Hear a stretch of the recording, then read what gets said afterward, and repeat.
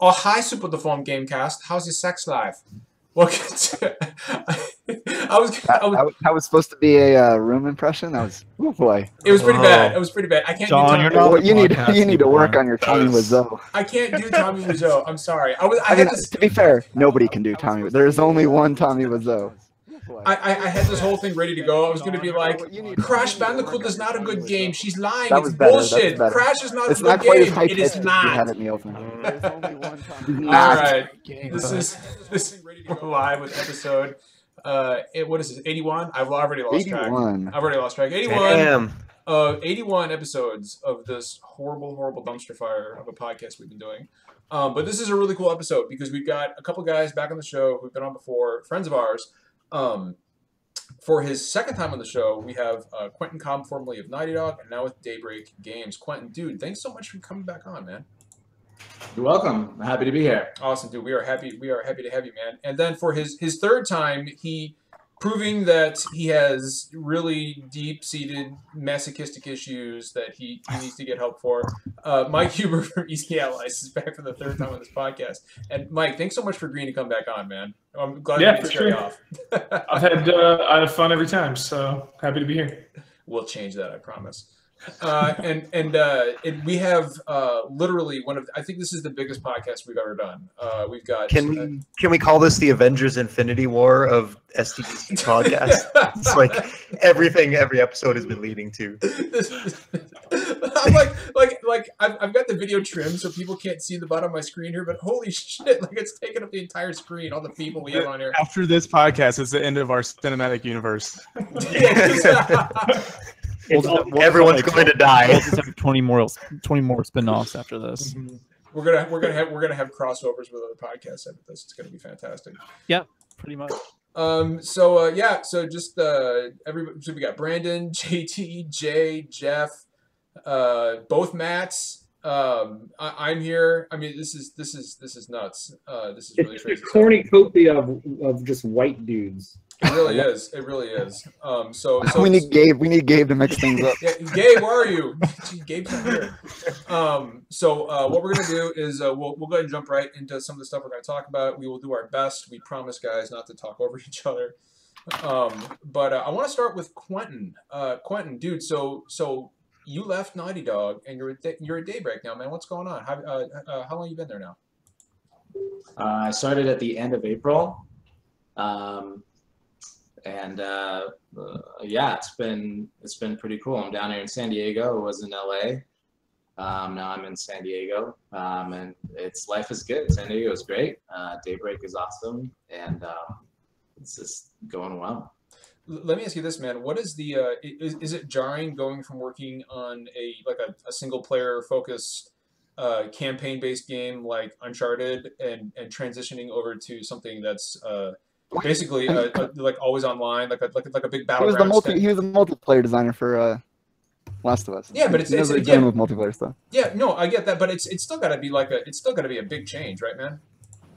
It's a huge change. Yeah, I was primarily a multiplayer designer at Naughty Dog, and I did a significant amount of work on the single player as well. But that was my main gig, was multiplayer designer. And Daybreak is primarily PC online gaming is their jam, right? So their big game is H1Z1 King to Kill. Yeah, it's and they have multiple different projects. There's EverQuest 2 is still going, PlanetSide 2 is still going. They have a team in Austin that does the DC Universe Online, right? So they have a bunch of different projects going where Naughty Dog's typically like single game focused studio. So it's it's a huge change. But I'm having a good time and it's all good. That's awesome, man. I couldn't be happy for you, dude. We'll have to. So I have to admit, I haven't actually played H1Z1 yet, but if I get it, will you play it with me? I will play with you. Yeah. Awesome. That's outstanding. Because none of these guys want to play that with me because nobody ever wants to play games with me. I already bought. Hey, I've been asking Jeff to play Mario Kart with me for the better part of 2 months now. And it's every time we try to play games with you, something horribly bad happens. Like without question, it's always something. Hey, John, just send me an invite on the Switch Online app from Mario Kart. Everything will go perfect. It's that easy, right? Just set up the lobby in the app, Oh shit! and we'll just pop in with our wireless headsets, and we'll have a good time. I've heard a rumor if you send game invites through the Switch app, your phone just catches on fire. Oh my god, no, dude! Trust me. After we go to Mike, we're gonna get into the Switch app. I've got quite a bit to say on that. That was pretty good. Mike, dude, third time on the podcast, man. How have you been? What's going on with Easy Allies, man? Yeah, so it's year 2 now for Easy Allies. We just had our first year like a couple months back. That's awesome. Has it been a year already? God damn. Yep. That's awesome. It's been a little over a year. The biggest thing coming up is Easy Living. It's we're doing like a 50-hour stream. Damn. Damn, son. So yeah, it's gonna be awesome. That's coming up on August, I think like 8th or something around then. I'm not sure the exact date. We're trying to lock it down, but we're doing a 50-hour stream, renting a house, spending the night all together, all under one roof. So it's gonna be, chaos. So are you guys gonna be gaming the whole time? Because that doesn't sound like easy living at all. It's gonna be, but there's definitely gonna be shifts involved. Rotations, yeah. I'm eyeballing that like 2 a.m. Resident Evil 2 stream. Yeah. So I'm looking. Have fun in college, man. Be sure to give us updates. That's serious. Dude, that's gonna be amazing. I'm gonna be. That's gonna be great. Yeah, no, dude, it's awesome to have you back on the show, man. Thanks a lot for coming back on, dude. For sure. Anytime. So kind of jumping off of what Jeff said. I want to jump into our topics, and the first thing I wanted to talk about was the Nintendo Switch app. I can't remember the actual. I mean, is it just called the Nintendo Switch Online app? Like, I can't remember the fucking name of this thing. Yeah, it's Nintendo Switch Online is the app name. Yeah, right, okay. Hit just the other day in anticipation of Splatoon 2 coming out tomorrow, and boy. So this thing, I mean, what can you say? So I downloaded this thing, right? And like, it is unbelievable how fucking terrible this is. Like, what happened, Nintendo? Like, so, John. So I downloaded this thing, right? And I download it in the morning, and I get in my car, and I'm driving to work. And when I'm driving to work, I've got my Bluetooth going, and it connects to my radio, and I listen to my songs on my phone through my car, through my stereo. So all of a sudden I noticed that I'm dialing my mother. All of a sudden, and I was like, why am I calling my mom? So I hang up the phone, and then my Bluetooth shuts off, and I was like, what just happened? So I restarted my phone, and I noticed when the phone is restarted, it plays this tune normally, right? Like, when you restart your phone, and instead I get boop, and I was like, whoa. John, are you sure? Are you sure this is a broken app, or is this just some sort of genius subliminal messaging from Nintendo where the app is programmed to call out to people and like send them signals? Dude, it's like Skynet. It's taking over the fucking network. But so it's like it just sent a text to your mom. Super Mario Odyssey comes out. It just sends pictures of the Rabbids Peach. It sounds like the development team's been up to some really good work lately. So I turn my phone back on. I'm like, okay, that was weird, right? 10 minutes later, it's dialing my voicemail, and I'm like, why am I calling my voicemail? So I hang up, and it does it again. It disconnects my Bluetooth. And I was like, what the fuck is happening with my phone? And I turn it back on, and it goes boop.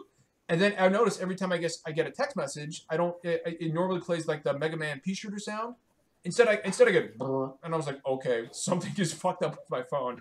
And so hours pass, and I can't figure out what's going on. And then I was like, you know what, the Switch app is stupid. I'm just going to use Discord. So I delete the Switch app from my phone. I uninstall it, and instantly everything goes back to normal. My sounds come back. There's nowhere disconnecting from the Bluetooth. I'm not dialing fucking China anymore. And I realized that the Switch app was actually changing the alert tones on my phone. It was disconnecting the Bluetooth from my car, and it was dialing my fucking mother for some reason. And so beyond all that, I wanted to talk with you guys and get everybody's opinion on what exactly Nintendo was thinking, because technical issues aside, those can be fixed. But the limitations of this app are absolutely staggering. Like I've never seen anything like this.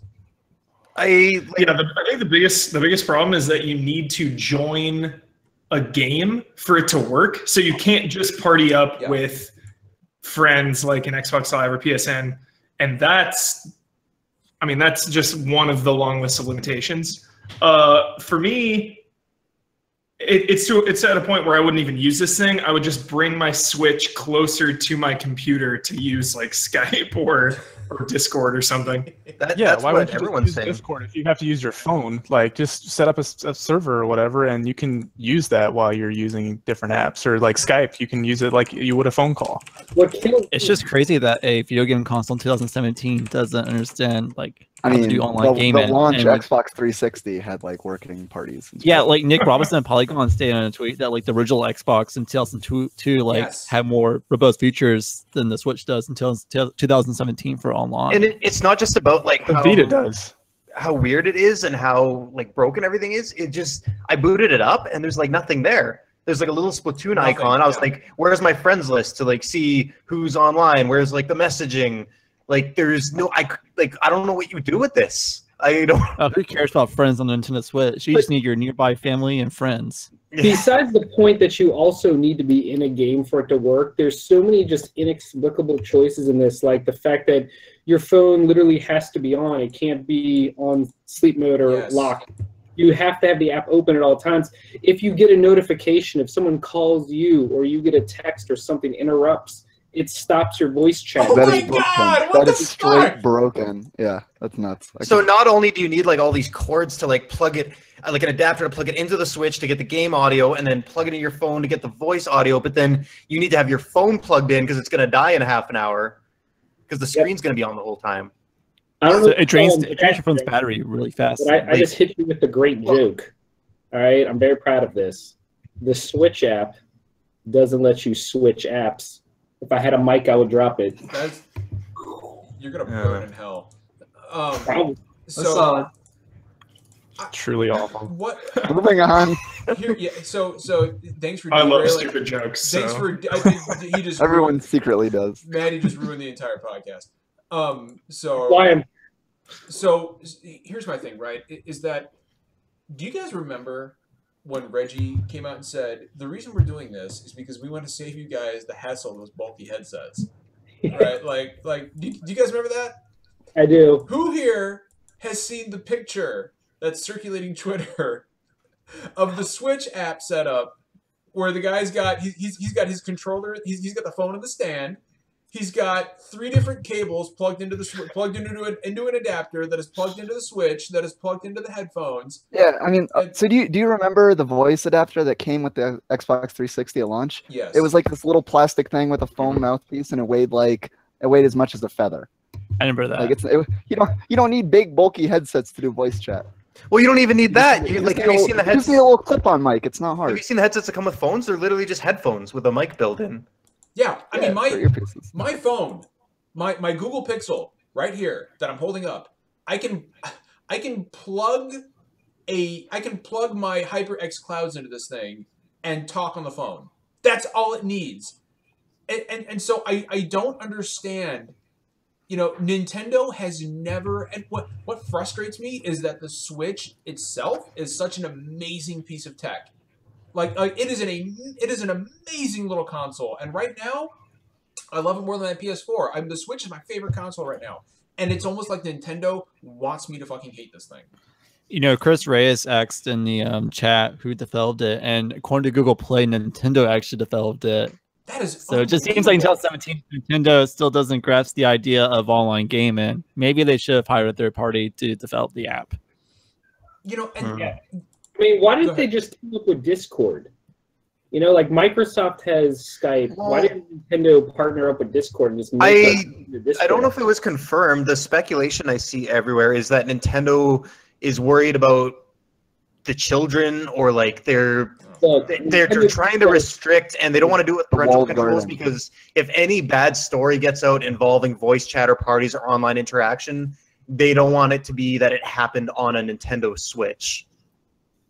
So, So maybe that's why they're avoiding stuff like Discord, because it's kind of out of their control. They want everything locked down and restricted and contained in their own little. I think it's something like that. Do you guys know who? Everybody probably knows who he is. But do you guys know who Liam Robertson is on Twitter? He's like basically like a video game historian, and he's very well connected to Nintendo. He was the one who initially said, "Hey, we're getting a new Metroid game." So he said, and I echoed this on Twitter today because I think he's 100% right. He says, you guys can downvote the app all you want. You can sign all the petitions you want. Nintendo is not going to change it for political reasons. Yeah. And he wouldn't get into it any further than that. So whatever this is, it's coming from the absolute highest levels of the leadership hierarchy at Nintendo, and I don't think it's ever going to change. So I doubt they're going to update it. Besides just like what games are compatible with the app. Yeah, I like the idea of them of the fact that they're controlling it and trying to protect the children, so to speak. Because I think in the back of their mind they know that hardcore gamers will go to the lengths it takes if they're super serious about grouping up in Splatoon, getting ultra competitive. Whereas everyone else who doesn't really care about that is protected. So maybe that's where their logic is. Yeah, and that's all I can really guess. What Huber's saying. Like, it's not. I honestly don't think it's going to make a difference. People aren't going to not buy a Switch because of this. They're not going to not buy Splatoon. People who want to buy Splatoon are going to buy Splatoon. People who want to play Splatoon online with friends will find a way. I mean, I played like 15, 20 years ago before all this shit. Like, I was playing like early PS2 games, like on MSN Messenger voice chat with a headset with my friends, or like on a cordless phone. Like, what was Splatoon 1's solution? Did it just not have? I don't think it had it. I don't think it had They didn't communicate with each other at all. It was fine without it, to be honest. Yeah. If the game worked without it, I guess just having it is still just a bonus, right? Well, and, I want to take what Jeff said and what Mike said and kind of build off of that, right? Like, I don't think. And I want to make this clear. I don't think that this is going to affect Switch sales one bit. I agree. I don't think it's going to affect Splatoon sales one bit. I agree because Nintendo is not what you think of. And I've heard the sentiment on Twitter, and I do somewhat agree with it. When you think of hardcore online gaming community, you don't think Nintendo, right? I mean, you think PC, really. Like, you think PC or something else. Like having said that, it is indicative to me of just a complete and utter tone deafness that I have sadly at this point come to expect from Nintendo. And I thought that the Switch itself was such an innovative piece of tech, and it's just a real shame to see this kind of short-sightedness. For me, it's just more proof that the system itself was not ready to launch in March. It was. I think this is just more proof that it was half baked. It was rushed for Zelda. And I don't know. I love my Switch, and it's doing fine. And I think it's going to vastly outperform the Wii U. But at the same time, I feel like an extra 8 months in the oven could have done wonders for the system. But at the same time, I understand why they had to launch it. I want to ask Quentin a question. In regards to, so like, I know that you guys obviously are not developing a game for Nintendo right now, are you? But as a dev, when you guys hear about stuff like this, right? Like something this half baked, right? Like what is a general opinion in the office? Like are you guys like, oh, this is that's just Nintendo being Nintendo, or from a developer, from like a dev's point of view, is this something that troubles you guys, or somebody like you, not even just Daybreak, just you in general? Are you like, okay, had I been in charge of this is the way I would have done this? Like, can you speak on that at all, Quentin? I think this really shows where Nintendo's focus is. It's not an online space or the competitive online space at all, and kind of never really has. And I think that's fine. And I'm surprised that they even made an app for people. Like, why would they even do that? That's not a thing that they normally do. And I'm surprised they even, bothered. So it's not surprising to me that it's just like totally non-functional and a joke. So I don't know. I think they kind of just lean into what their strengths are in single player games, and Mario and Zelda and all that stuff. And I think that's good for the Nintendo, and for me, who's really as a player, I'm really focused on multiplayer games, not only developing, but that's what I play. I like Destiny. I like my online competitive and co-op games. So Nintendo is a system, something that I haven't bought a Nintendo system in a long time, and until they start making games and making hardware that's more geared towards what the games that I like to play, I'm probably not going to play it. I do want to play Zelda. I want to play Mario, but the quality games are few and far between. There's really no focus on online connectivity. It's just not interesting to me. So I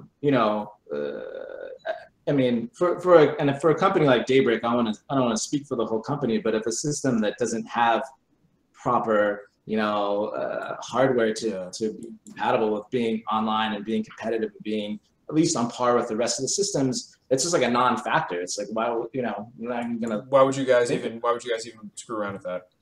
Yeah, and Daybreak's main jam is online and specifically PC. So a system that is has less power and has no online capabilities, or barely there. Now, it's kind of a non-factor. Quentin, quick follow-up to that. Obviously, you can't speak for other companies, but just using your knowledge as a baseline, do you think that might be part of why Nintendo consistently sees poor third-party support? Because it seems to me like the Switch is a great system, but it has the same issues that plague the last 4 generations of Nintendo consoles. I just don't ever see them fixing that. They just stick to their guns. Yeah, I mean, I'm totally speculating here, but I think that you have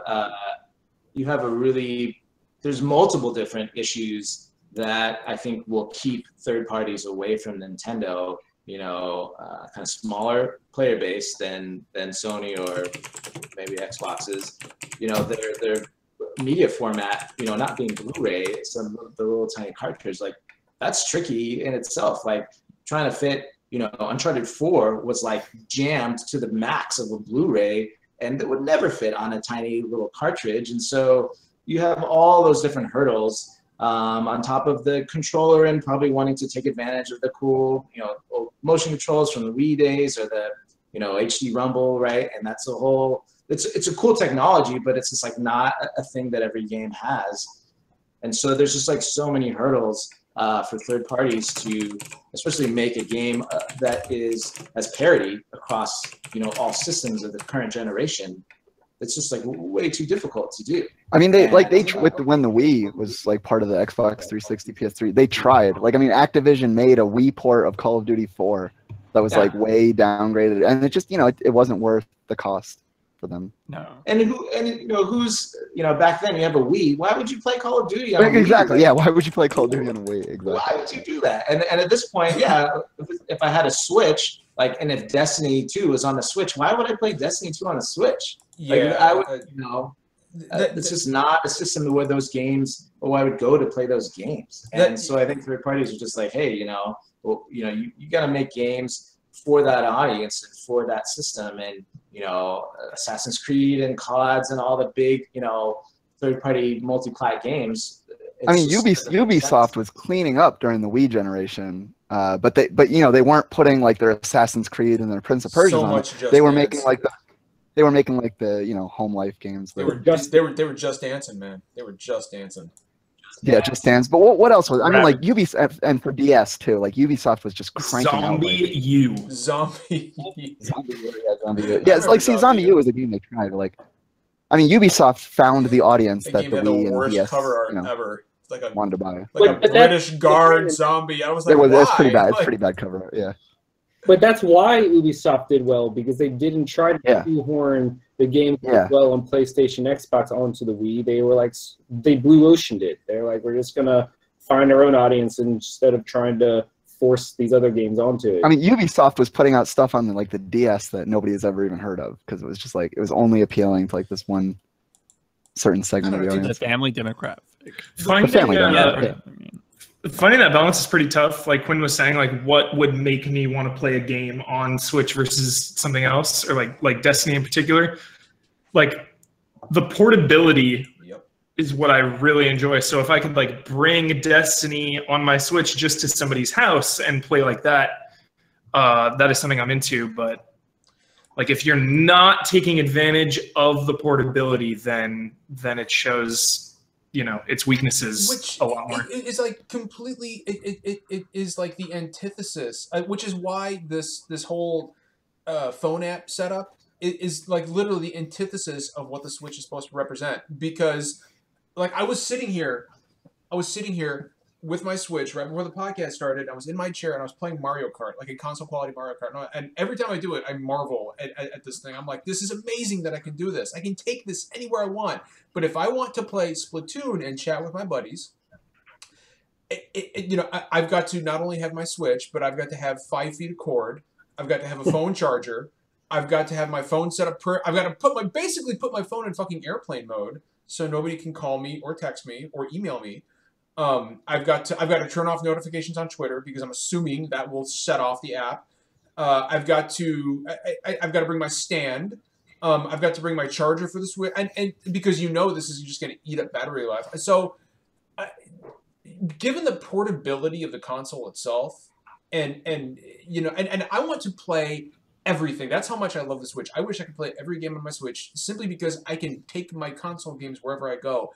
But I guess that in and of itself is the reason I am so disappointed in this app, because for multiplayer focused games, I'm either tied to my television or bust. I mean, can you imagine that? It doesn't make online gaming convenient. It just makes it more of a hassle. Can you imagine if you were just like chilling at a Starbucks perfectly with like one little headset out of your, you know, Switch, playing Splatoon online? Like that's the idea. It's still too soon, Mike. It's too soon for that. Yeah. To be fair, I don't know that online stuff would work that well portable a lot of the time. Like if you're at Starbucks, how good's the Wi-Fi connection? If you just go in the wrong spot and you drop connection, you're going to get booted out of everything. Like Destiny wouldn't even really work unless you're at home on super stable Wi-Fi. People playing on a plane bus, you might not even have any sort of online connection. So I think that's probably part of why it's not the focus. Sort of infrastructure where we have like Wi-Fi everywhere, like where you just walk down the street, like there's no hot spots. It's just like an entire like thing of Wi-Fi, like it was just existing. That's gonna be like hard to do. But I mean, I think that's gonna happen. But here, airborne Wi-Fi particles everywhere. Nanoparticles delivering Wi-Fi signals. Yeah. But here's the other thing. Like, you know what? In the streets. JT just made me think of this. Here's the other issue that I don't think I've seen anybody talk about. So if anybody's brought this up, please correct me. But this is an app, and this is an app on your phone. And the days of unlimited data plans are pretty much over, right? Like you can't find very many unlimited data plans anymore. So if I'm out and about and I'm not on my Wi-Fi at home and I'm using this thing, the Nintendo Voice app, if I want to chat with my buddies playing, like, let's say Splatoon 2, because right now it's the only fucking game you can use it for. Not only is it a hassle, it is driving up my phone bill at the same time because I'm using what I would imagine is going to be an exorbitant amount of data to actually use this thing. I'm gonna step in there. I don't know how the Switch app works, but I stream Spotify on my phone and it uses up relatively low amounts. Like I think if you're just doing voice to voice, like I don't know, you could check what Skype uses for data on your phone. I don't think that's much of a factor. You guys must have that super Canadian Wi-Fi or data plan on steroids, because like, dude, like I can't download a picture on my phone without it saying, you know, you're running low on data for the month. You've got 10 days left. So I don't know, man, but I haven't, but it's certainly a possibility, right? Like it's going to use the data in your phone. And I haven't seen anybody talk about that, you know? And so there's so many eventualities here that it doesn't seem like Nintendo has planned for or accounted for. It kind of mind-boggling to me. I don't know. I just don't think it's been talked about because, I mean, like, who's going to be playing Splatoon 2 online anywhere besides their house? Well, fucking nobody, thanks to this ridiculous setup. More than likely, their phones will be connected to the Wi-Fi anyways. Yeah, that's a good point. And you know what, the app Like Quentin said, that Nintendo just doesn't care. It's not their interest. The app is there, so they can put it out and check off the box that says, "Yep, we've got. Yeah, we I support think the online app voice is. chat. We don't care how. Here it is. Deal with it, and we're gonna go back to making our games." Like that's. I think the app is more or less them just saying, "Hey, we have attempted to childproof our online game communication, and they're just gonna leave it as it is." Yeah, I genuinely don't expect any major changes. I don't expect like a big update for the Switch that says, "Oh, we heard you, we understand." Like I don't think they have any interest in that, and I don't think they care. Nope. And unless it's affected, they're not going to bother. I saw Quentin shaking his head. I think he probably it looks like he agreed with that. Okay. I agree 100%. They're not going to improve this. They've checked off the box, like you said, and it's not their focus, and they're done. And to be honest, I think they know the hardcore gamers are going to use like Discord or Skype to talk to each other if they want to play a game together. I think they could add group chat in the future. I think that would be a nice addition. At least we're still at like day 0, so I think it'll improve slightly, but yeah, I don't expect any major overhauls. Actually, we're at like day -1 right now since Splatoon 2 is actually not out yet. But just look at the Wii U and look at how people felt about that kind of interface and functionality and stuff. Like, how many big overhaul patches did that get?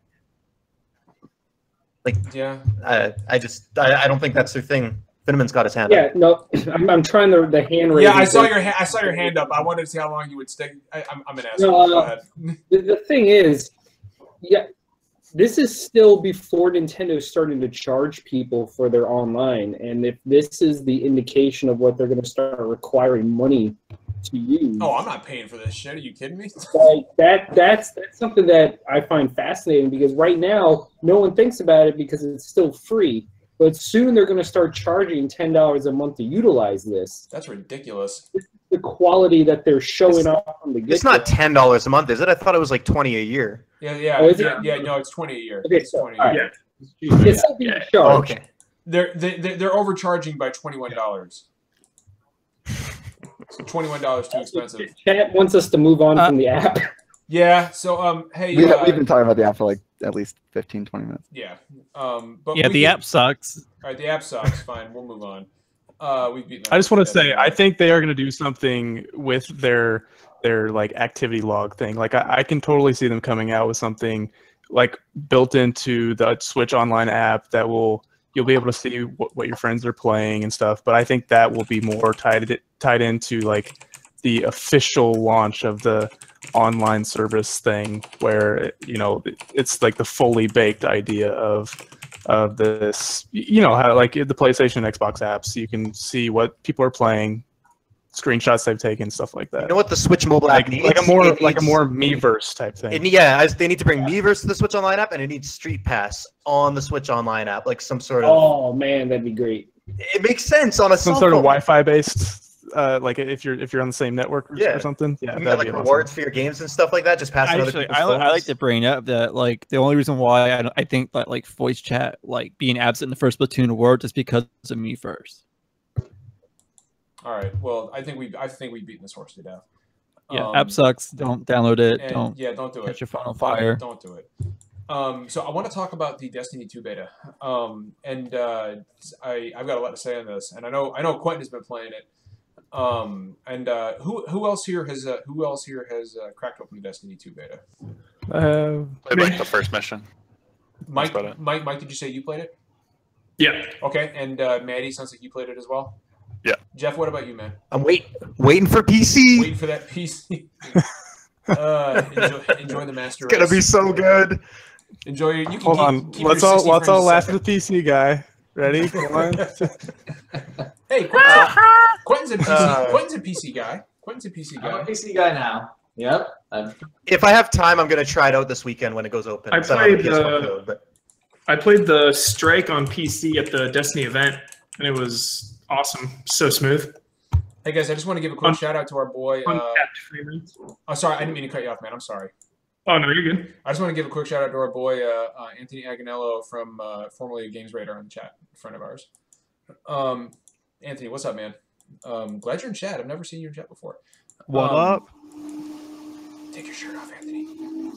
So what I was saying about the Destiny 2 beta is, so I don't know, like, Quentin, you want to kick us off, man? I've been talking a lot this podcast, man. Are you playing? You're playing it on PS4, I assume. I played it. Yeah, I played it a couple. Let's see. I played the first mission. I played the strike. I played a little PvP, and it's. I played the Destiny 1 beta way back when, and it's much less. There's a lot less there in this beta in Destiny 2 than in 1. Yep. So I'm a little bit bummed about that. I really wanted to, you know, cruise on my Sparrow in a big open space like they have the Cosmodrome in Destiny 1 beta, and check out controls and how all that would work, because they said that's improved and they didn't show that off. They don't have any social hub like the tower in this beta, so you're just in orbit and you just go to the strike or go to PvP. Yeah, like that's my big worry, and that's what I was hoping to see in this beta, and part of why I'm not super stoked. Like some of the stuff in the first one was fine, but my big disappointment was the first game is like part of it's my own expectations, but I was like ready to get lost in this world and this like the solar system and stuff and all these planets, and I got into Patrol and I was like, man, like it's the same enemies in the same spots, and there's like no, I expected like people out there to meet and talk to and like give me quests and like towns, and there was like none of that. And so they're saying that's in this one, and then there's not a hint of Patrol in the beta. Either they're playing their cards super close to the chest, or like it's just really going to be disappointing. For the last hour of the beta, they are opening up the farm, which is the social space cool. on Earth. For the final hour, apparently. So. Is it like 2 p.m. in the middle of the day? Just to get everyone like drug dealing, get everyone itching for it. Everyone's probably going to be like ASL. ASL. So you played the current beta as well? Me, yeah. So have you noticed any differences from the Destiny event? Like, have they tweaked anything or changed anything? None whatsoever. Okay. Just same, exactly the same. It's probably the same code, right? Like a lot of times these betas use like beta code or versions that are months old, I think. Mm-hmm. Yeah, it felt like they just took it from the event and put it online, and that's exactly what it was. So, like, a lot of people have been talking, like, I know Quentin has mentioned it, and a few other guys here have mentioned it, and I've seen a lot of people online talk about it. The fact that it's kind of a threadbare beta when you compare it to the OG Destiny beta that hit. I actually like that. And I'll tell you why. Yeah, me too. Yeah, because I feel like the original Destiny beta just it revealed. I mean, you could go on. I mean, I remember quite clearly going on patrols in the Cosmodrome in the original Destiny beta. I mean, you could explore the Cosmodrome, and that was a huge part of the game. And I feel like I don't know. I'm one of those guys who I like a little mystery, and I like kind of things to. I don't want you to throw everything at me, right? Especially in something like this, right? That was some people's complaints with the first Destiny beta. It's like, oh wow, there's literally like 20%. Yeah, I've played 25% of the game already. Well, no, there's half the locations. Like they open up the moon, and then I was ready to play the game, and like all these other planets. I was like, no, I saw it all except Mars and Venus, and that's it. And so it's like a combination of showing too much, but also not enough in the final game. And I'm hoping that the second one, it's like they're going to give us a tiny little taste, and there's going to be way more in the game, and it'll, I think, make everyone happy. Hopefully. So content amount aside, though, like the actual stuff that's in this beta, I feel like it's really good. I love it. I love it. Like people, people complaining about the gunplay, and I'm like, are we playing the same game? Because it feels awesome to me. Like, I mean, nobody does gunplay like Bungie does. I mean, these are the guys who created Halo. So, I mean, I don't. People say it feels different, and I don't get that at all. I don't know where that's coming from. If anybody here feels differently, like please tell me. No. Yeah, I don't understand it. And I will say this, the leaving behind, like the first thing I noticed when I started that story mission, which right there, that first story mission that you played was better than anything in the original Destiny campaign by a wide margin. But the very first thing I noticed when I played that first mission was the leaving behind the 7th gen and making the full-on switch to current gen consoles has done a world of good for the visuals in Destiny, because one of the first things I noticed, like, you know, you got those sparks coming out of the ceiling, they're bouncing across the floor, and the smoke, and like the ashes flittering through the air. The particle effects were just absolutely stunning. That was the first thing I noticed. And I also like, you guys tell me what you think, but I also like what appears to be a much greater focus on you know, important NPCs being integrated into the storyline. I mean, you saw Shax, you saw Zavala, and Cade, and they all had roles to play. And there's an actual villain. What was that? This is just one mission. You know, that's true. I don't think it's too tough to cram all the big players in one mission. They got to prove that they're going to keep bringing interesting characters throughout the entire campaign, but they nailed it on the first mission. I'm with you. That's true. Very true. And the first mission was awesome, but can we talk about the strike? I mean, that was the most impressive thing to me. The inverted spire is awesome. Yeah. I thought it was awesome. Like that strike. If that's how the rest of them are going to be, or better, we're in for some pretty good stuff, because like it had stuff in it. Like it felt kind of raid-y to me, you know, with the jumping puzzles and stuff like that. They're not puzzles, but like, you know what I mean. God, yeah, I hope there's some of that stuff. I just did Vault of Glass for the first time. I know I'm way behind. I did it like last month. And I was like, man, why isn't some of this stuff in the game? Because that's why I never got to it. I had to like grind and level up at launch to like try and get to do this. And by the time I got there, there's no matchmaking. I couldn't find enough people to do it. So I never got to play it. I was like, why is this awesome shit only present? That's what I love, though, man. That makes it more rewarding, makes it more meaningful, more epic. Like, if they're like, I know matchmaking is such a divisive thing with Destiny, but yeah, I did all but I think one of the raids, and that's I'm okay with missing some of it, because when you do step in there and you do get to play through it, it's just impactful. I think matchmaking would kind of make it less rewarding and more like robotic, you know, just like, oh, queue into this mission, same as anything else. I like that they're super special. So bouncing off what you guys have said, I think that one of the most impressive things that I saw in the demo, or not the demo, it's not a demo, it's a beta. It's technically a demo. Was in fact that the boss encounter. I think his name was a Protheon.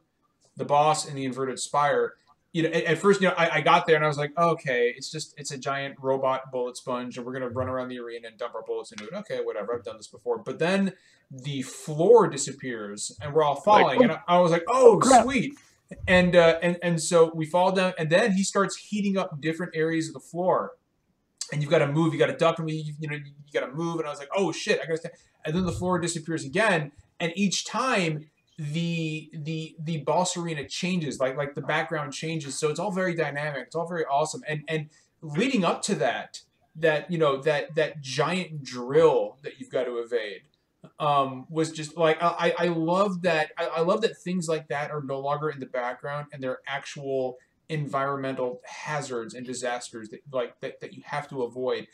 And I like it a lot more than kind of the, like, in the Vault of Glass and other raids, you know, you had your jumping puzzles, and then in the Taken King, you had basically those, they look like big dick pillars that were coming out of the walls, and they would punch you, and you'd be, you know, you go flying off into nothing. This is this right here feels more baked into the background and baked into the environment, and just I really appreciate what, and again, what Quentin said is completely legit, and this is just the first strike and it's the first mission of the game, but the world as a whole feels more realized to me, both in the background and in what you're doing, and I think it's super, super encouraging. I really like what I've seen so far.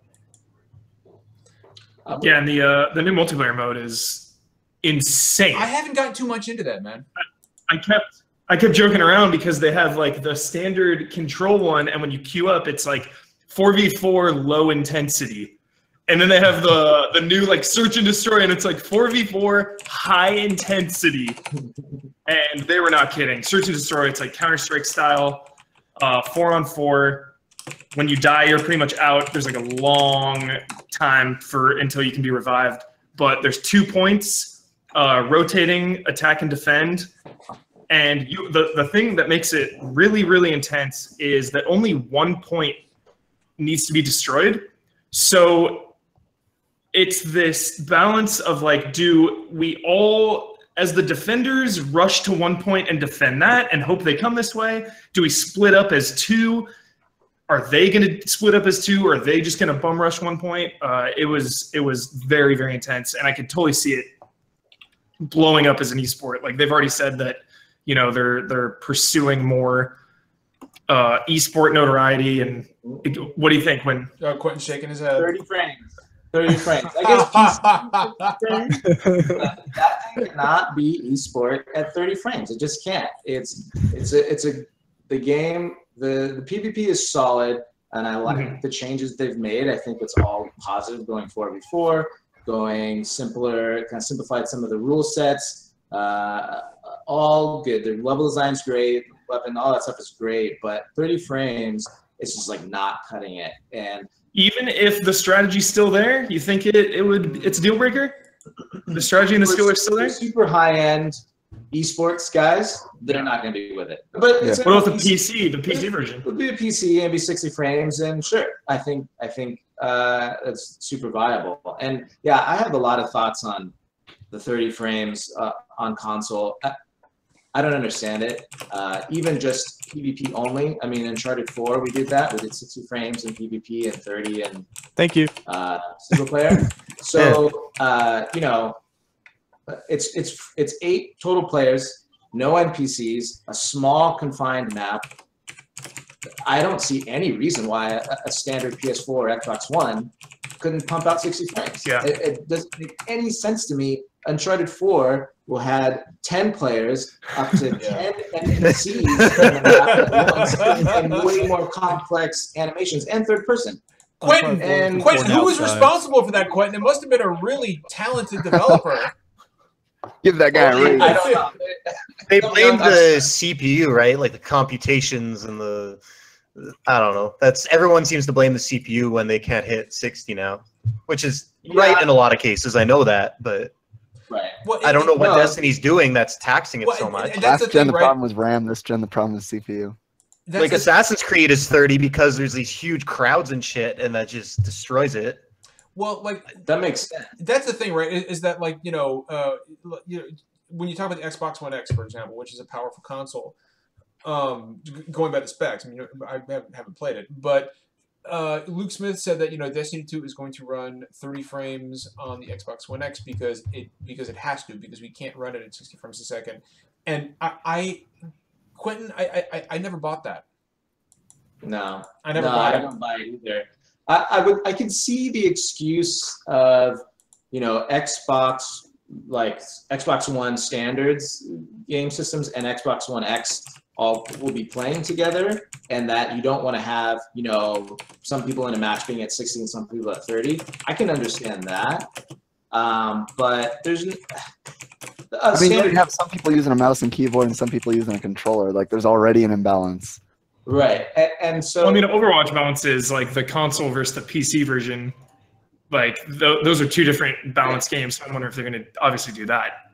Right. No, I don't think there'll be crossplay PC to Xbox or whatever. No. But so I can see the argument of like the standard Xbox One's gonna be 30, Xbox One X can't be 60 because those are gonna both those systems are gonna play together, right? I can understand that, but I mean, I don't understand. And like that. I mean, Rocket League. Go ahead. Rocket League has crossplay now between PC and PS4 and then Xbox to PC, and the frame rates there are not the same, and so it's weird, right? Like that's kind of like a different scenario because there's no like balancing in that game. It's more just like pure skill, and so like I guess it's not just a one and done answer. It's gonna be controlled by the type of game it is, right? I mean, that makes sense going forward. Yeah. No. Yes. No. Sorry, I was talking and I was on mute for some reason. I don't know why. You're talking about we keep muting you, but you keep finding a way to talk. I'm sorry. Like Quentin was saying so. So yeah, so JT, you talking about like crossplay, like why not have like more crossplay between different? Yeah, I mean, like given the game it is, I mean, I totally get like a more complex game like Destiny not having crossplay, but are you like totally against the like if it's just a simple game like I don't know like Windjammers if that was crossplay or something, you know? No, I think Windjammers is awesome. I think Hell yeah, Windjammers is awesome. I was waiting for Brandon to chime in. Thank you. Yeah. Big Windjammers fan.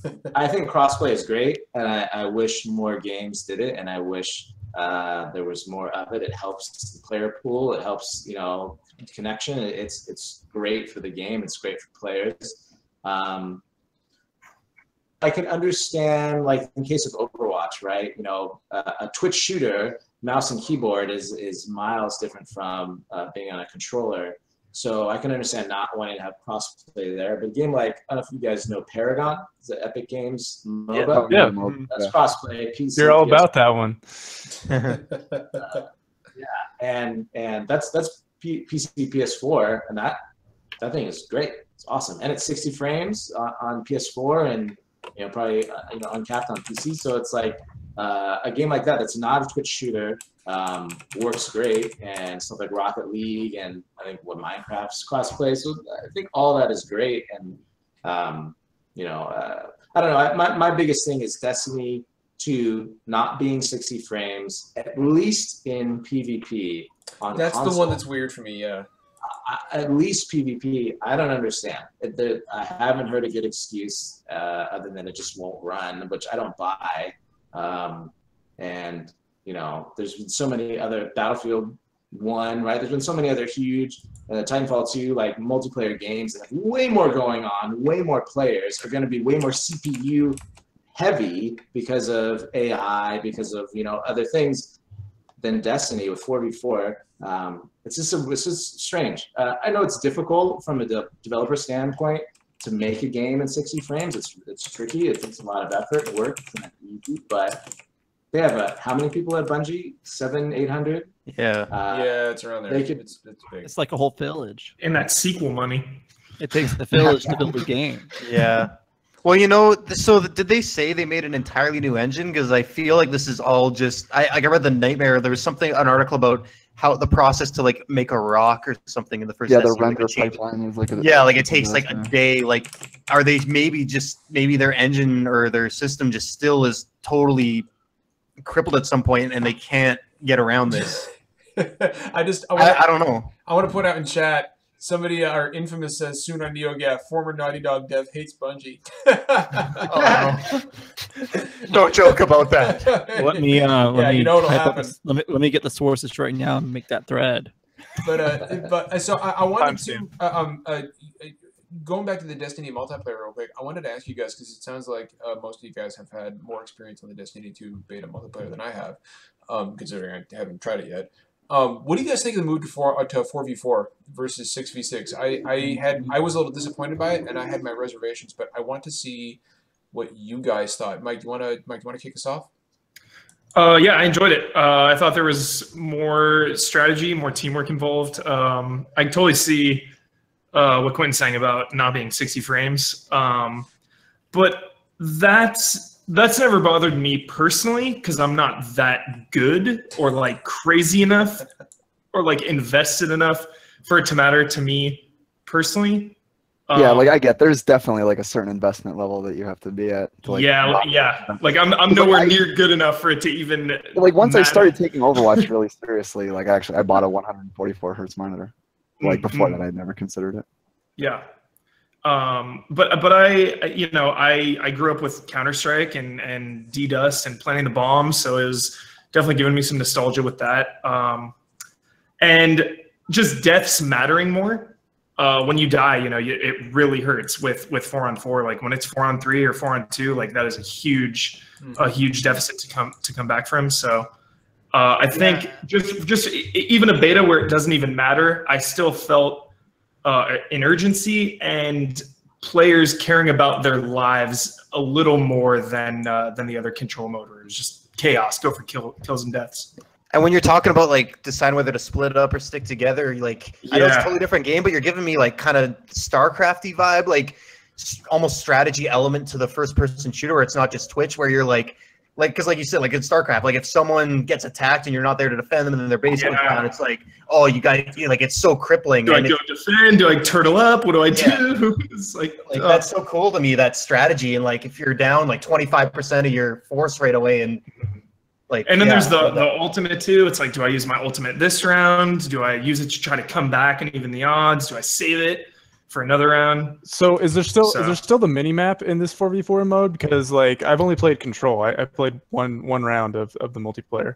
That's the thing I hate the most in Destiny is the mini map. It's like there's no people can just like sit around and camp on that mode, and it becomes easy because you know somebody's gonna come running past. I don't remember, honestly. I don't remember. That's what would make that mode awesome for me. Yeah. You know. I mean, I just know that while I was playing it, I played like 6 or 7 games, but while I was playing, I never knew where anyone was. So it was always chaos. Yeah. Cool. So maybe there's not. They have a standard radar. It's just like Destiny 1, just the standard radar. Yeah. If you're crouching, you're hidden. I agree. The move to go to 4v4 was smart because in Destiny 1, I thought the best PvP they had was the Trials of Osiris, which was that 3v3 tournament. And that was by far, in my experience, the best PvP that they had. So I think they did a really smart thing in going 4v4. I mean, I like some of the big battles. It would be nice to get a 6v6 or an 8v8 mode, but I understand they're wanting to focus and really hone in all the maps and the modes for just 4v4. I think that's like a smart way to go. And I played a little bit of it. I want to play some more. Huber, if you're down to play some more, we should play. Yeah, for sure. But I had a good time. I thought it was a lot more focused, and I agree with all of Huber's points. I thought it was, death mattered, and it felt good. I thought it was an improvement overall. Everything certainly is an improvement. Man, I'll be really surprised if we don't get some kind of a 6v6 in the future. It may not be when the game launches, and it may not even be within Destiny 2 year 1. But I think we'll probably get something at some point. Another thing that we couldn't really sink our teeth into, because it's just the beta, was just weapons and balancing and all that. Obviously, the biggest change for Destiny is that weapons now have preset stats. Yeah, static rolls, right? So every gun, every type of, or like, you pick up a Death's Edge, I'm making this up, but every Death's Edge will be the same stats across the board, so people won't be trying to grind and get it. I actually get that like that. roll. I actually like that's that. a good name. Yeah, Death's Edge is a great name. It sounds like a Destiny gun. I don't know. But there are odds, which we haven't seen, and apparently that's going to be the way to kind of customize your guns a little bit and kind of put your imprint on them. But I haven't really seen anything about those. But they said the main reason for the change was, one, because they wanted people to have lives again. They said like Destiny 1 was just unrealistic with everyday life.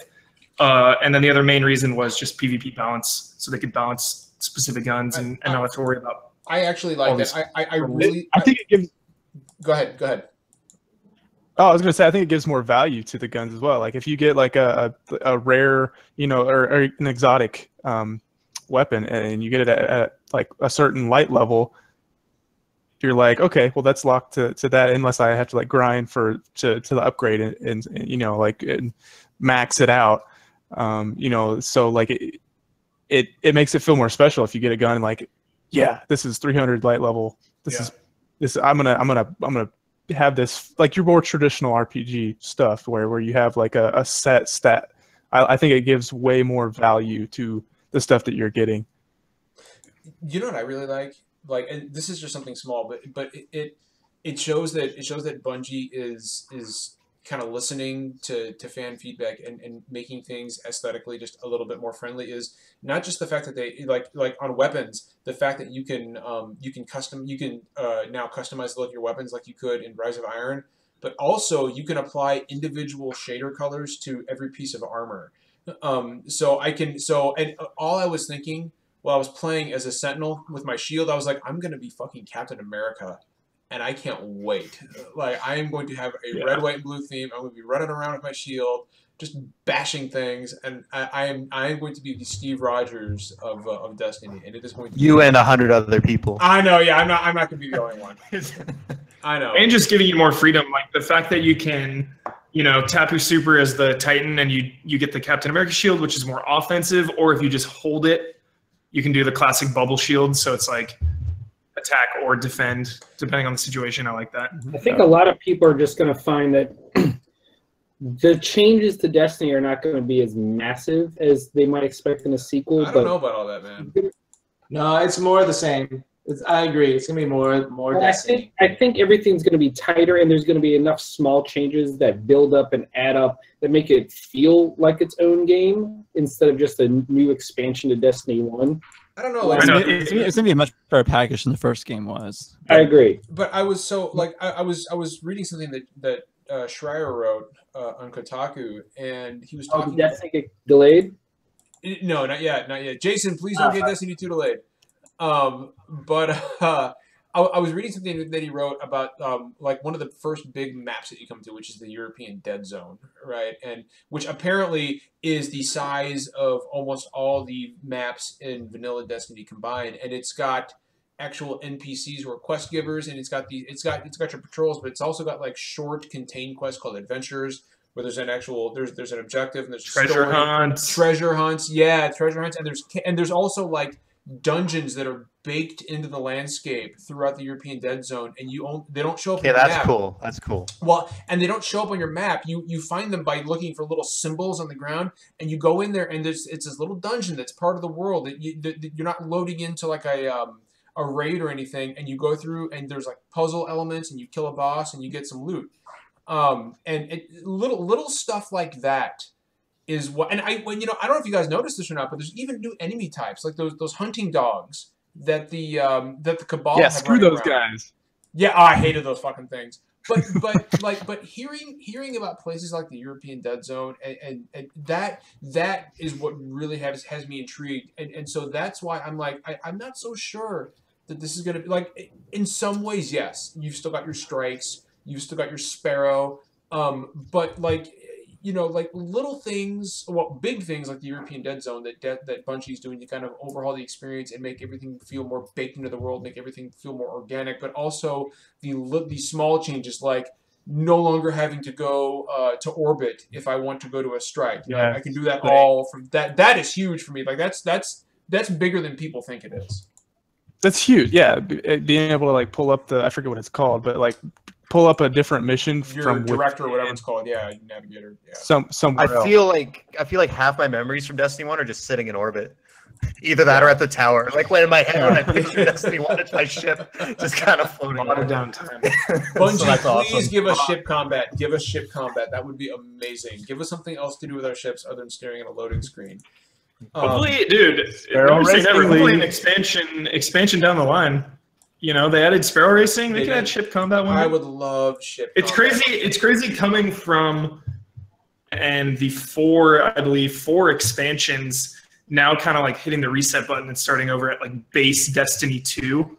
So, it's kind of disheartening seeing a lot of the comments out there of like, oh, it's, Destiny 1.5, like not enough stuff, blah, blah, it feels the same.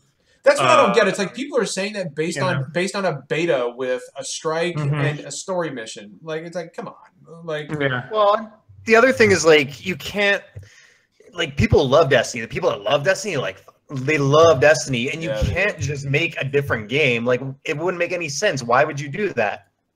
Well, like you said, you're doing all the same stuff. Just make it better, fix the problems, flesh it out. That's what a sequel should be. Like you call every sequel 1.5.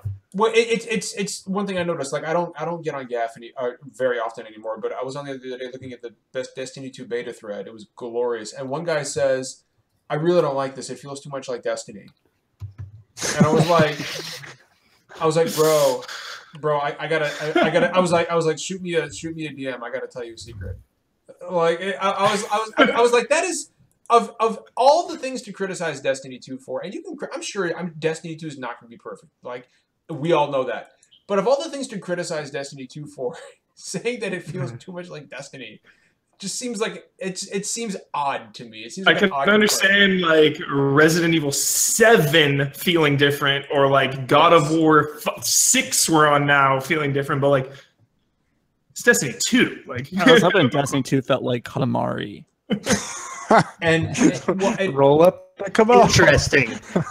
And you know what? The last point I'll make is what we'll use to roll into our final topic for the last 25 minutes about controversial gaming opinions. I've got one for you right here, and nobody. I've said this on Twitter, and people say, "Oh, John, you're crazy," but I think Destiny. This is the year where Call of Duty gets outsold. I think Destiny 2 is going to outsell Call of Duty this year. I think so. It's gonna. I really think so. I have a bet riding on that actually. Which side are you on? Yeah, it'll be super interesting to see. Hubert, can I ask who keeps track of all these bets? We the forums. There's like a bet tracker now. You guys need a bet tracker app that we can just download. Yeah, it's called Patreon. They try to keep them all in line. Yeah, so we'll I want to jump into some controversial gaming opinions because we've all got them, and that's one of mine right there. Is I think Destiny 2 is going to outsell Call of Duty. I don't think World War 2 is going to matter. I just know I'm more interested in Call of Duty now than I have been in years, but I don't think that's going to matter. I think the hype train for Destiny 2 is going to be unbelievable. I think a big part of it depends on word of mouth, because I think like the first one had a huge launch, and as much people that stuck around with it through all the expansions and love it, there's a very large amount of people that just bailed out and it wasn't what they wanted. And I think they really need to get good word of mouth, good reviews, and like win those people back. I think Destiny 2 will be much better. Launch is Go ahead. Huge. I think so too. It's coming out at a really good time, right after summer. Not a lot of huge games coming out in summer. Like I know Uncharted's coming up, but it's still kind of a smaller Uncharted versus like a giant game. The other smaller ones like Hellblade, you know, it doesn't have a lot of immediate competition. It could, like coming out before the October Madness. Yep. I think it's huge. October. I honestly think wait for October. I think it's going to be one of the I'm 100% in agreement with you. I think it's going to be one of those games that you go online PS4 and 30 friends are playing Destiny at one given time. Oh yeah, absolutely. You're definitely right. I think everyone is going to be playing Destiny. It has the sweetest release spot because Call of Duty and Star Wars are going to be fighting out over the holidays. Where Destiny will be getting its first price drop in sales price and getting its resurgence. And expansion. Even the first major like single player games aren't until later that year, like Assassin's Creed or Mordor, stuff like that. The stuff it's going up against is relatively low key, like AA or high profile indie games. Uncharted being the biggest one, but there's really no cannibalization of your demographic on that. They're two different audiences. They pretty much picked the perfect release date. It's like the anti-Titanfall 2. I'm actually far more excited for games like Super Mario Odyssey and Wolfenstein 2 than I am Call of Duty or Battlefront 2. That's just me. That one day with releasing Mario, Wolfenstein, and Assassin's Creed on the same day. That's insane! And Stranger Things Season 2. Oh my God! October 27th. What are you doing? Like, God. I'm just gonna be playing Wolfenstein. The first finally, season of Stranger Things wasn't great, anyways. So I'll be on like my 4th playthrough of Evil Within 2. Oh, it's so good! Oh, yeah. I can't wait. And by the way, I just want to point out for Anthony, like for everybody in chat. Speaking of the Evil Within, Anthony and I have a bet. If Xenoblade Chronicles 2 comes out this year, he is going to live stream the Evil Within, which he absolutely fucking despises, from start to finish. And if it gets delayed into next year, I've got to live stream Prey, a game which I absolutely loathe from start to finish. So I hope you guys all really enjoy Anthony Agnello's live stream of The Evil Within this December, because there's no way Xenoblade Chronicles 2 gets delayed. Look at Anthony in chat. He's like, no, it won't. I'm so excited because I helped push that bet through. He wasn't going to do it. It's going to be so good. But so let's talk about some controversial gaming opinions because we all have them. I like, for example, I can't say on Twitter that Final Fantasy 15 is the best Final Fantasy behind 6 without people jumping down my throat and saying, "John, you're full of shit. You don't know what you're talking about. You don't play Final Fantasy." Kevin, but I can't Kevin, I love you, but I can't say a kind word about Final Fantasy 15 without you saying you're just neutral trash, John. So I want to talk about some controversial gaming opinions, like Resident Evil 4 sucks, or You shut your mouth right now. Those words will not even be said in jest, please. There's controversial and then there's wrong. So well, I'm just giving you an example. I actually love Resident Evil 4. So please don't get the wrong idea. But I want to start with our guest, Quentin and Mike. Either one of you guys can jump in. Give me one good controversial gaming opinion that I don't know, that you're afraid to tell people because you're like, people are going to think I'm nuts or people are going to think I'm crazy. Please. I got a good one. This one many people know. So this one has been haunting me for a very long time. I think Fallout 3 and Fallout New Vegas are bad video games. Yay! They're bad games. I can see JT sweating visibly. But what about Fallout 4? Okay. All right. Fallout 4 I enjoyed more because of my disdain for 3 and New Vegas. I just kind of hopped in. I was like, oh, this is fine. Like, I've hated this franchise for so long that I thought it was like all right. I can see I've JT never felt happier than this moment. This so I mean, the New Vegas plot was fun to read on Fallout Wiki. Hating New Vegas is the controversial one these days. I know. Everyone hates Fallout 3 now. But. So Fallout 3 I played on PC, and I just forced my way through that game. It was right when I got a really good computer, and it was one of the big PC games coming out. Forced my way through it. It's strange because I always get made fun of because I love so many video games, and I love post-apocalyptic as well, and I love RPGs, and I love characters, and I love stories, and that is what everyone loves about Fallout 3, and especially New Vegas. New Vegas, definitely. The story in Fallout 3, nobody really... I mean, not much to speak of. To be fair, when I played New Vegas, I was in college at the time, and I gameflied it for PS3. Probably not the smartest idea. It was just a buggy, that's the same technical, exact thing that happened to me. just so broken. This game. Yeah, I couldn't. I bought New Vegas on Xbox 360, and God, so much jank. Mike, I played Fallout 3. I never played New Vegas, but I have this memory of New Vegas, and every time somebody comes and brings it up, I think of that one video, the very beginning of the game, where the guy is sitting in the chair and his head just separates from his body and just starts spinning off into nothing. It's a full 360. And I was like, what the fuck in the middle of a conversation. And it's just the technical bugs. I don't enjoy the combat at all. No, it was terrible. Absolute garbage. It's just VATS. And even the real time, not using it in real time. The hit detection on the real.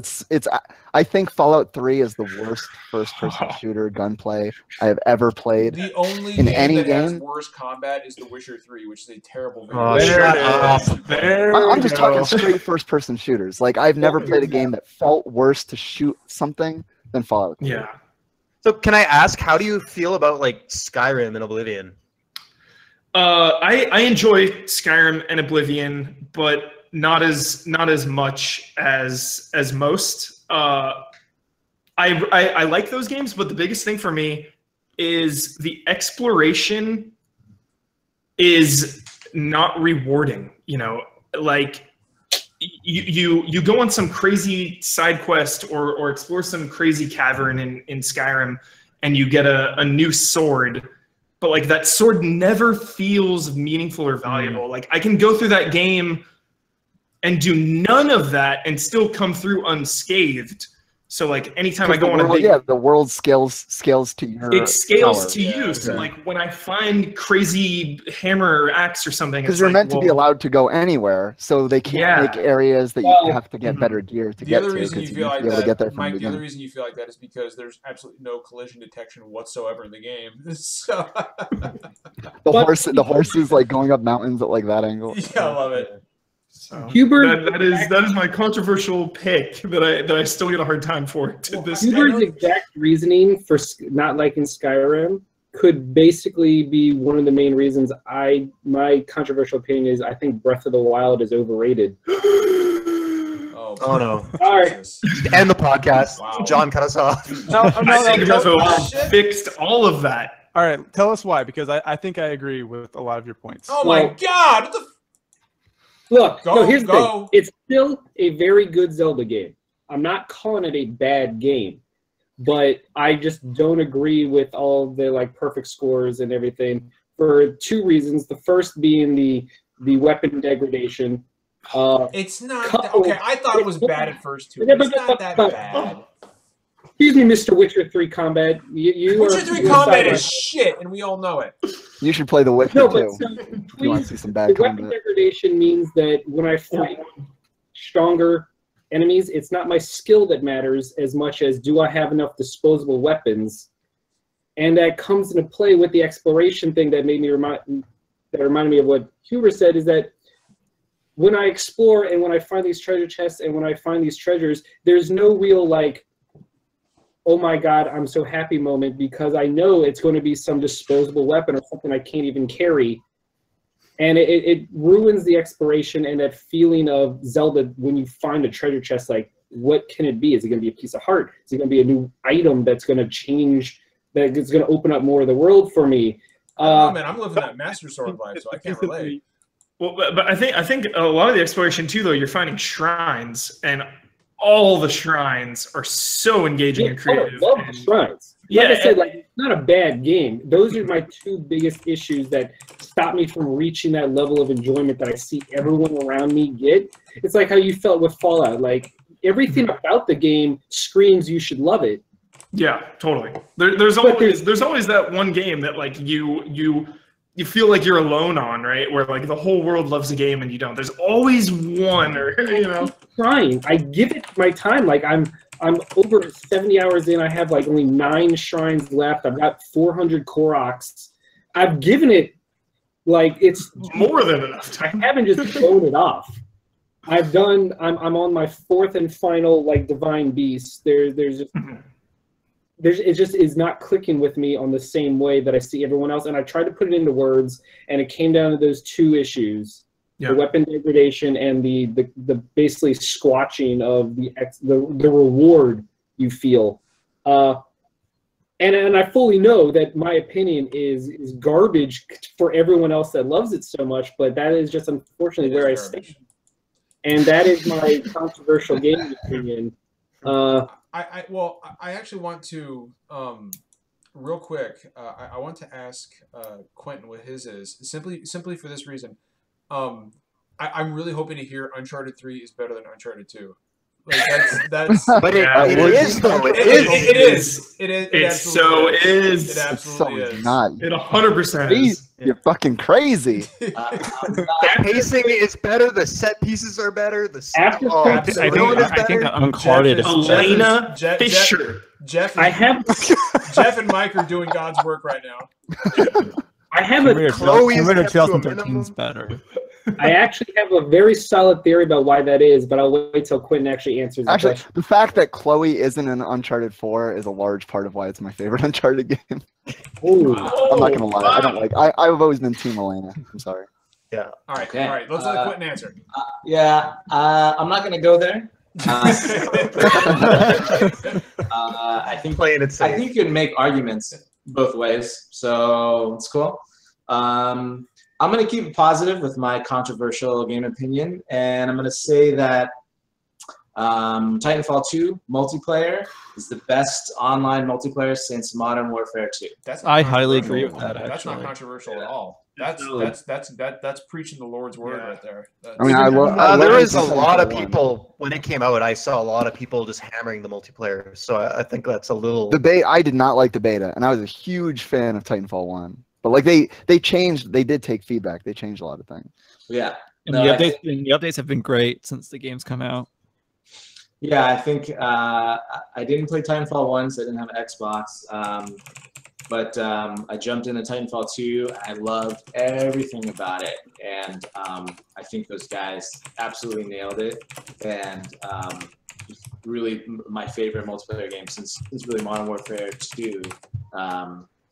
I thought it was incredible, better than all the other games in between there. I'm not going to name names, but I thought it was really good. See, I just don't think that's that controversial. I mean, Titanfall 2's multiplayer is beyond reproach, in my opinion. But to say it's the best since Modern Warfare 2, I mean that's controversial. That's a little like. I don't think that's it's all. nine. I agree. Yeah. I'm with Quentin on this one. I agree with Quentin. I think Quentin is doing the work of God right now. So I think that's. I think we're on the same wavelength because I despise Witcher 3 combat. My man. Oh, It's Quentin, not that bad. It's really fucking awful, dude. It's not that that bad bad. compared to the other two Witcher It's not games. that okay. I didn't fine. play Pretty bad. At least Witcher Witcher 1. Okay, It's not a fine. music game.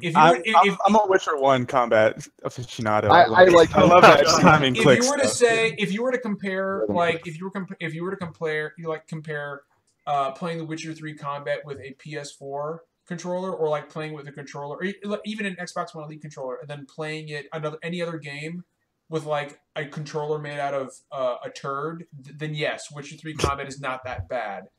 Wow. But aside from that, no. Everything about The Witcher, and I'm just gonna say, The Witcher 3 is not it is a highly overrated video game in every aspect. Wrong. No, it is. I'm So sorry. wrong.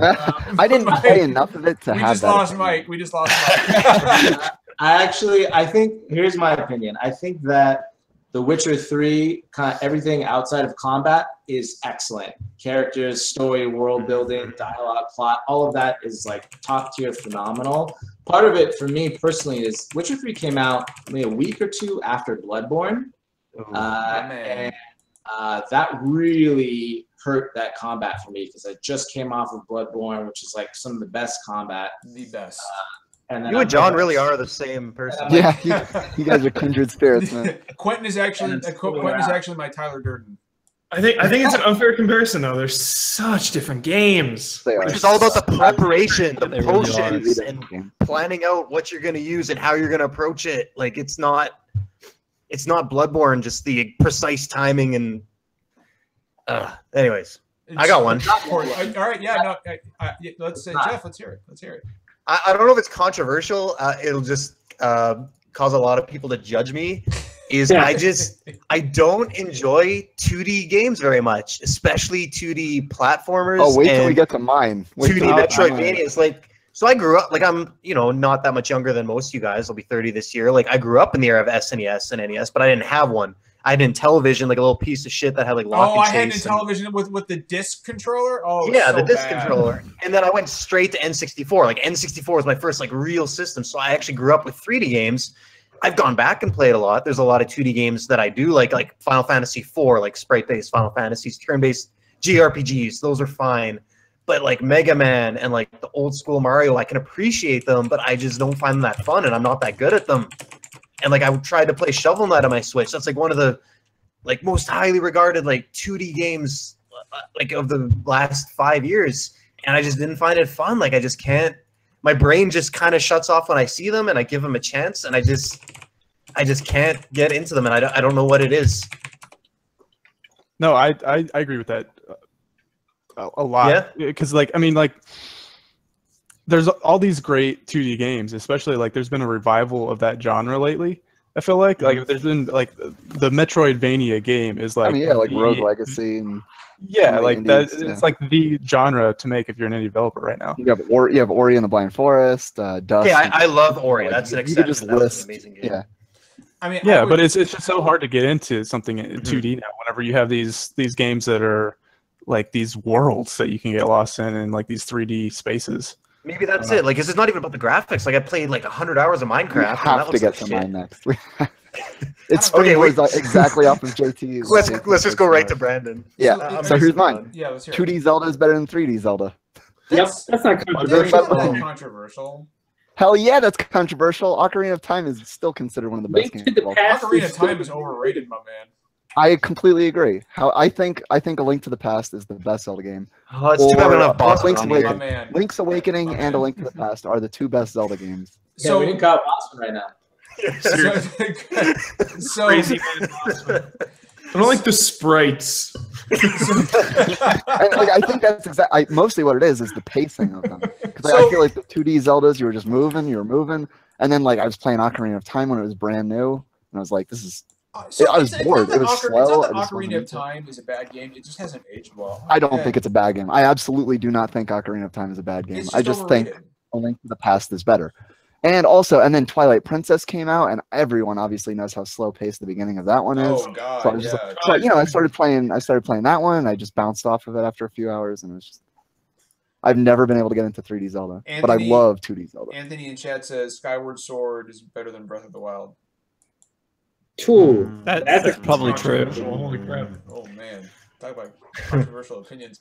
Girahim hype. So, JT, let's hear a controversial. I know you've got some, man. Let's hear a controversial opinion and try to make it not about Rocket League.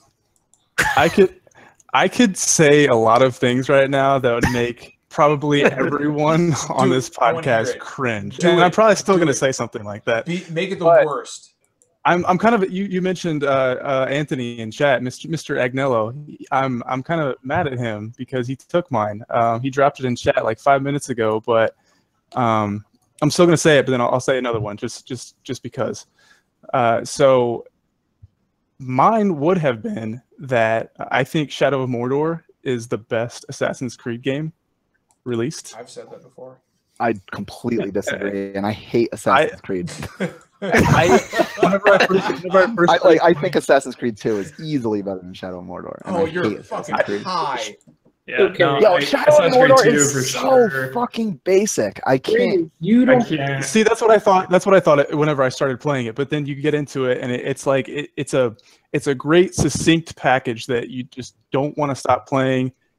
And it kept getting worse. It kept getting worse because I just got so overpowered that overpowered. That's what everyone talks about, this nemesis system. Like, no one ever killed me. I had no nemesises. Exactly. And there's that video. The process of going through that's what makes it nemesis. There's a video of a Twitch streamer turning off his monitor and mashing the space bar and not dying for like a full minute. The best part about the nemesis system is every 5 minutes some orc, like an orc named Douche, which I think is just fantastic.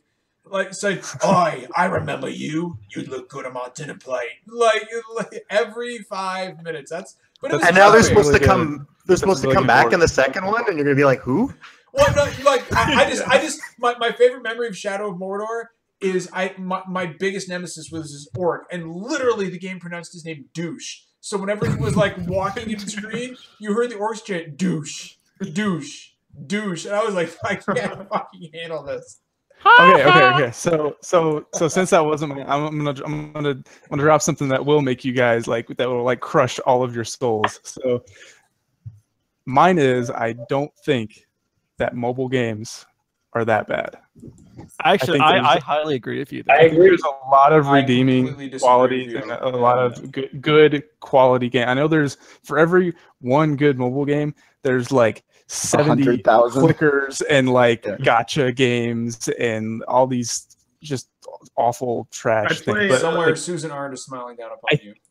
I think they serve a great purpose for what I've spent way much more time playing threes and downwell this year than I have anything else. I don't play Supercard. I've never played mobile game, and Pokemon Go was like one of my most played games last year. I don't even give a shit if it's barely a game. It's not a game. I mean, I'm not saying that they should be enjoyed in place of console games or PC games or something like that. But for whenever you're out and about and you don't want to lug around like a portable gaming system like Switch or Vita, 3DS, whatever, they're good time wasters. They give you something to. I mean, wasn't that Fire Emblem game for Nintendo huge? Yep. Like the Fire Emblem mobile game has been huge for Nintendo. Well, yeah, I'll tell you this much: just wait till the Animal Crossing mobile game comes out, and we'll never see Jeff again. Oh, shut up! I'm not going to play an Animal Crossing game on my phone. I refuse. I will not play it until it comes to the Switch. Jeff, I'll fight you personally every day on Twitter. Hey, Cheddar needs more guild to pay Tom Nook. Please join his village now.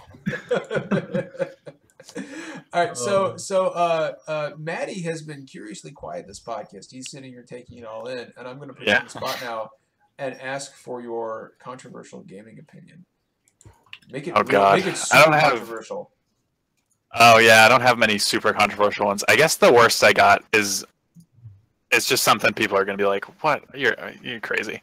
I really like the 2010 Medal of Honor, like, a lot, and I don't know why. I have never heard that before. I've never heard anyone talk about that. I don't know what's wrong with me. Which part? The single player? The whole thing. I got 1,000 out of 1,000 gamer score on that thing. Holy crap! Wow! Like I finished Tier 1 mode. I played the campaign on normal, hard, and Tier 1 mode, and I was like, "What's wrong with me?" It's not even that I think this is like so controversial. I haven't thought about that game in 5 years. Like nobody remembers it exists. I don't even remember it exists half the time. Remember, there's a sequel to that as well. Oh, Warfighter. No. What was it about it that like?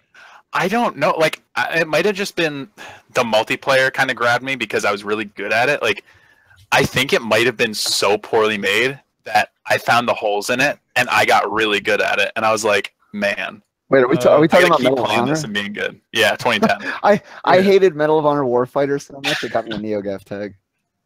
I remember that. Yeah. Oh, that's what that's from. Yeah, that's what that's from. It was eventually changed to what it is now, but originally it was does not care for Medal of Honor Warfighter. Yeah, Warfighter's awful. That game was trash. I paid $60 for that. I'm not saying 2010 is a great game. I just like probably put more hours into that than I have. I mean, the multiplayer was made by DICE, so like yeah, still had some pedigree behind it. I mean, the multiplayer, like, there's no weight to the guns. You shoot somebody and you're like, you gotta search the screen for the little score pop up and be like, did I get a kill? I'm not positive, but like, I don't know. It just felt kind of good to play. Someone heavily recommended to me that I play Medal of Honor 2010, the campaign, because they thought that I would have liked the story. I tried to play it on PC, and you couldn't change the FOV, so I stopped playing it because it was locked to a console FOV, and I just can't handle that. Yeah, that's the. Sorry, go ahead. No, campaign's not terrible. Really? The campaign is not terrible. I was gonna back it up, man. Like, because that's the one thing that I liked from that game. The multiplayer was trash, but the campaign, I felt like it had some kind of like Saving Private Ryan moment to it, or something like that. It was like really impactful, and I was like, yeah, the mission where you're like, sound design is really good. Well, I didn't say the Medal of Honor franchise. You're like, what is it like? You're up on the top of a mountain in Afghanistan. I think and it's, they have, you're in like a valley. Dude, I totally remember that. Yeah, you're in a valley, and like, and this is like I said, I stopped playing after about an hour because I couldn't handle the FOV. But yeah. I wanted to play it. I just couldn't. I can't play a PC game with a console FOV. Yeah, that's understandable. So I want to. It's one of those weird things. I remember liking it, but I can't remember what it was I liked about it. Yeah, it was after when I was still like super talking about Spec Ops: The Line all the time. Someone was like, "Oh man, like you should play Medal of Honor 2010." So I tried. So even now, my memories of it are cloudy, but I don't know. I want to pass the mic to Jay real quick because he has to get. We got about 10 minutes left before we got to go off the air. So I want to pass the mic to Jay real quick, and then I'll give my controversial gaming opinion, and then we'll sign off. But Jay, what is your controversial gaming opinion? All right. Well, I'm not. This isn't like the one I'm going to announce, but I've stated this numerous times. I think Final Fantasy VIII is the best Final Fantasy game of all time. Oh my god! But that's not going to be the one I announce tonight. No, that's the worst. I wish you just didn't even say that. No, I say this like every week. This is like a weekly thing at this point. I just have to remind you guys. That is, you're a terrible person. All right. I think all of the mainline Mario games are bad games. And the only Mario games you should play. And now suddenly liking mobile games is a good thing. No. The only Mario games that anyone should play are Super Mario Kart and Mario Party 4. You're fucking crazy. No. I shit you not. Like I've tried to play every single mainline Mario game, and I get bored of tears. Dude. Like I never get in Super Sunshine or Mario Sunshine and Mario Party 8 when I was younger. Look at Huber right now. He just can't. He's done. Yo, you should have been 13 years old when Super Mario 64 came out. Let me tell you. Are you?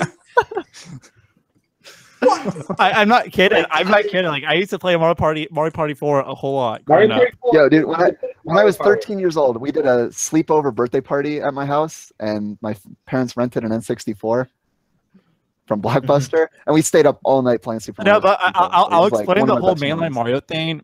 I didn't really play in. I didn't really play any of the 2D ones growing up. I didn't have a Nintendo 64, so I grew up playing Crash Bandicoot and Spyro the Dragon and whatnot. So I guess even worse. That's even worse. I don't want to hear about. No, I don't want to hear about Crash. Jay, who are you? Mario is bad. Oh To finish this off, Jay, are you saying Crash is better than mainline Mario? Don't. I am. Yeah. Oh my God! He did it. He did it. Actually, I think Spyro 2 is better than like Crash. No, stop! It's time to stop. I'm sweating.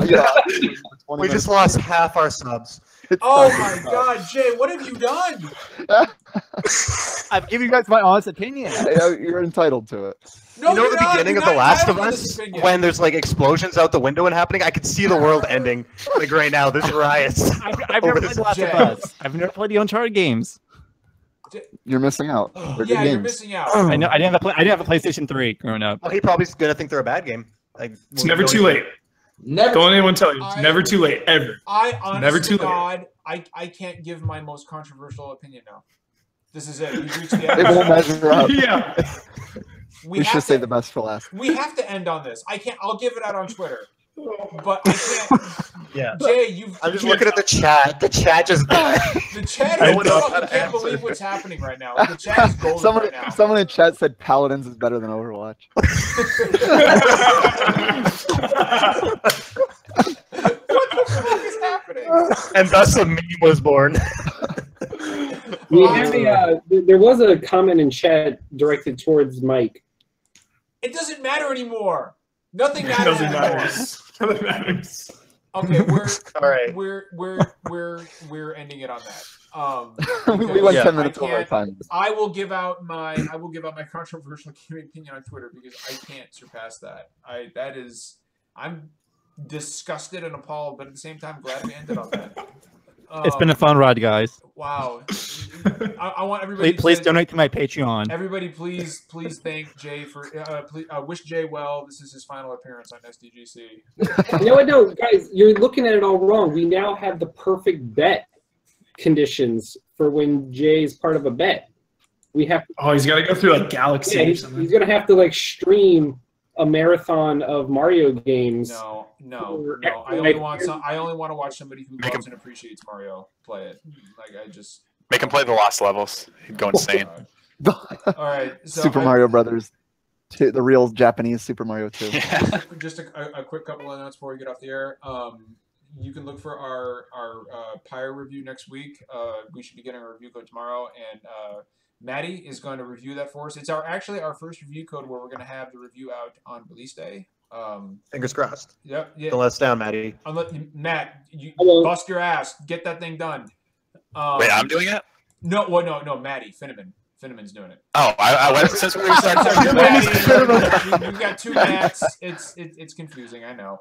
But I also want to announce that next week we have to talk MPDs. We have Matt Piscatella, our friendly NPD analyst, is going to be back on to talk about the NPD release. We didn't talk about it this week, obviously, because we got some other guests. And then the first week of August, we are welcoming our very good friend Susan Arndt back on the show.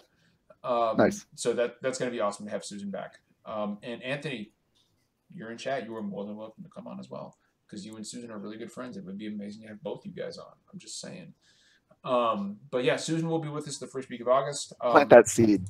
What's that? I am planting. Plant that seed. I am. Well, I'll just DM him, but Slide in there. But I'll slide into his DMs real nice and slow like. But I want to thank both Mike and Quentin for coming on, guys. Thank you so much for coming on and hanging with us, man. Mm-hmm. Absolutely. It's my pleasure. Yeah, trust me. The It pleasure. was a fun one today. This was a good one. I'm afraid Jay ruined it almost with his thoughtless bullshit. Let's just be honest, guys.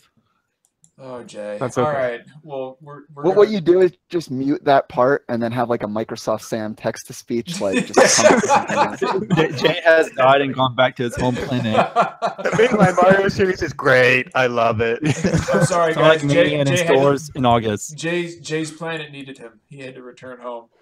But yeah, Oh, somebody just threw out some controversial shit in chat. But anyway, we will. Thanks again to Mike Huber and Quentin Cobb. You can find Quentin working on H1Z1 over at Daybreak Games, and of course, you guys can catch Michael Huber on Easy Allies. I don't need to tell anybody that, but I'm gonna say it anyway because I just want to say it. But thanks for. We had a big podcast. Thanks to everybody for showing up in chat. We had a great time talking with you guys, and as always, it's not always poetry, and we don't always agree, but we always keep it real. So until next week, we will see you guys later. Be good to each other and enjoy your gaming.